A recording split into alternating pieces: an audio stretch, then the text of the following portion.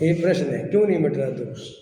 कभी तक उसका अभ्यास ही नहीं किया, सुख का अभ्यास नहीं किया और अनुभव नहीं किया, अनुभव में नहीं लिया। अनुभव में तो लिया ना, बाहर की अनुभव चीजों में में तो रह लिया, गए। जानना देखना सुआत्मा है, सो हमने ऐसा जाना और मैं अनुभव किया। क्योंकि जानना देखना नहीं हो रहा मेरे अंदर, ऐसा कौन मूर्ख है? मैं जानता हूँ, मैं देखता हूँ, मैं अनुभव करता हूँ, ऐसी अनुभूति तो सबको है, आवाल गोपाल सभी को है। भगवान आत्मा ज्ञान स्वरूप ही है, जानता देखता है। ये माइक जानता देखता नहीं, ऐसा अनुभव किसको नहीं है? आचार्य कहते आत्मा को जानने की प्रॉब्लम नहीं है कि तू आत्मा नहीं जानता, आत्मा को जैसा जानना चाहिए वैसा नहीं जानता। समझ में आया कि नहीं आया? कि क्या बात करते हो? तुम आत्मा को रागी द्वेषी मोही पर द्रव्य की क्रिया का कर्ता भोक्ता ऐसा मानता है, ऐसा अनुभव करता है, इसलिए आत्मा का आनंद नहीं आता। और आत्मा के आनंद की एक ही शर्त है कि हमारे अंदर में पूरी तरह ये भाव अंदर से श्रद्धान आ जाए कि मैं ज्ञान स्वभावी आत्मा हूँ, जानना देखना ही एकमात्र मेरा स्वरूप है। इस शरीर की क्रिया मैं नहीं कर सकता, परद्रव्य की क्रिया मैं नहीं कर सकता। ये स्त्री पुत्र मकान दुकान भिन्न द्रव्य है, ये मेरे सुख दुख के कारण नहीं है। जब ये पूरी तरह श्रद्धान हो जाए और मैं एक एक पर्याय को, एक भी पर्याय को नहीं बदल सकता, जिस समय जो पर्याय जैसी होनी है वो अनंत काल पहले से नक्की है, वो अनंत देव के ज्ञान में अनंत काल से झलक रही हैं। एक भी पर्याय को मैं नहीं पलट सकता। मेरे कर्म के उदय के अनुसार पर्याय की योग्यता से भवितव्यता से जो बनाव बनेंगे उसे टाला नहीं जा सकता, उसे बदला नहीं जा सकता। उसे केवल मैं जान पाऊंगा जब वो घटना घटेगी, क्योंकि जानना मेरा स्वभाव है। ये जब हमारा पूरी तरह ईमानदारी से निर्णय होगा तो हमें अकर्ता ज्ञायक का अनुभव होगा और हमें आत्मा का आनंद आए बिना नहीं रहेगा। लेकिन जब तक हमारी दृष्टि में अंदर में कर्ता कर्म की प्रवृत्ति रहेगी, हम ऊपर ऊपर से तो बोलेंगे कि मैं पैसा नहीं कमा सकता, पैसा पुण्य के उदय से है, लेकिन अंदर में मान्यता पड़ी हुई है कि मेरे ध्यान रखने से, सावधानी रखने से, दिमाग लगाने से पैसा आता है।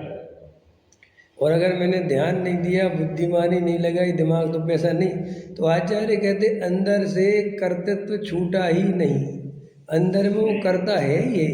क्यों करता है? क्योंकि निमित्त नैमित्तिक संबंध बहुत घने हैं। क्योंकि बाहर में बनाव ऐसे बनते हैं, ऐसा लगता है कि मैं नहीं करूँगा तो सब काम बिगड़ जाएगा, शरीर का ध्यान तो रखना ही पड़ेगा। ये आचार्य कहते बस यहीं से फंस जाता है। तो होता क्या है अपने साथ कि अपन आत्मा की बात करना सीख जाते हैं, बताना सीख जाते हैं, बोलना सीख जाते हैं, लेकिन अपने अंदर वो निर्भयता, निशंकता, निकांक्षितपना नहीं आता। बरगड़ाएं का क्या चीज है? आपने कहा बरगड़ाएं क्या है? क्या बरगड़ा है? मारगण बरगड़ा है, मारगड़ा बरगड़ा है नहीं, मारगड़ा माने जीव की उत्पत्ति के स्थान, जहाँ जहाँ जीव पाया जाता है। जैसे अपन जीव की खोज कैसे करेंगे? तो जीव की खोज ऐसे करेंगे साहब, भारत देश है तो भारत देश में वज्रसेन जी कहाँ रहते हैं? तो दिल्ली में रहते हैं, तो ये दिल्ली के वासी हो गए। कोई सा मध्य प्रदेश रहता तो मध्य प्रदेश का वासी हो गए। ऐसे जीव कितनी अवस्थाओं में पाया जाता है? तो वो 14 प्रकार की अवस्थाएं जिससे जीव की पहचान, शरीर से जीव की पहचान करना, इंद्रियों से जीव की पहचान करना, गति से जीव की पहचान करना, संयम से जीव की पहचान करना, मन वचन काय से जीव की, ये सब उसमें मारगणाएं, 14 मारगणाओं के भेद हैं। तो अपन जीव को खोज रहे हैं ना कि जीव कहाँ है? तो बोले साहब ये भी एक जीव है, संगी पंचेंद्रीय जीव है।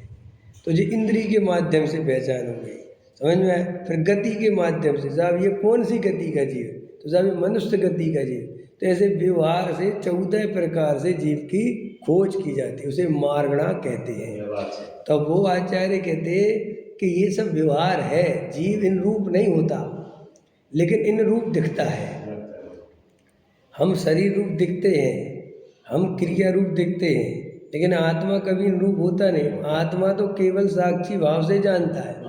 तो वो आचार्य कहते कि जीव को ये भ्रम इसलिए है कि वहाँ पर वो निमित्त नैमित्तिक संबंध है और वो ज्ञान में झलकता है। अब वो झलकता है तो हमें उसी के कारण जो है वो अंदर में ऐसा लगता है कि मैं ये हूँ, और हमें वो कर्ता कर्म की प्रवृत्ति है।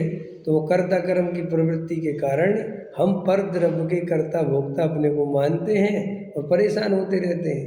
अब शास्त्रों से अपन पढ़ते तो रहते हैं, लेकिन अंदर में मान्यता गहरे में पड़ी है कि जी आत्मा महात्मा तो अपनी जगह है, लेकिन सुखी होने के लिए पैसा चाहिए, सुखी होने के लिए मकान चाहिए, सुखी होने के लिए पत्नी चाहिए, सुखी होने के लिए बच्चे, ये अंदर भरा पड़ा है। मैं इनके बिना सुखी रह सकता हूँ, ये अंदर बैठता ही नहीं है।